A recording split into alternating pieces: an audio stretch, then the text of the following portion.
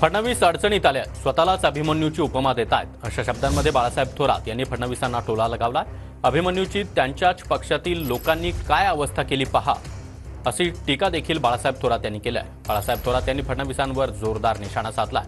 दरम्यान मी आधुनिक अभिमन्यू आहे, विरोधकांच्या चक्रव्यूहामध्ये अडकणार नाही, असं देवेंद्र फडणवीस यांनी TV9 मराठीच्या कॉन्क्लेव्हमध्ये बोलताना म्हटलं होतं। जे नको ते लोक बरोबर घेतले, सरकार बनवलं, ज्यांच्यावर त्यांनी आरोप केले, चक्की पिसिंग असा शब्द वापरला, त्यांना बरोबर घेण्याचं जबाबदारी त्यांच्यावर टाकली भारतीय जनता पक्षानं, ज्येष्ठ नेतृत्वाने टाकली असेल त्यांच्या। आणि शेवटी अडचणीत मात्र देवेंद्र फडणवीस आलेले आहे, हे खरं आहे, वस्तुस्थिती आहे। त्यामुळे अभिमन्यू बाहेर पडत असताना काय अवस्था होईल, शेवटी अभिमन्यूची उपमा स्वतःला दिली, परंतु अभिमन्यूची अवस्था शेवटी काय होणार हे आज तरी आम्हाला समजत नाही। परंतु ही अवस्था कोणी विरोधकांनी केलेली नाही, त्यांच्या पक्षानं केली या मताचा मी आहे।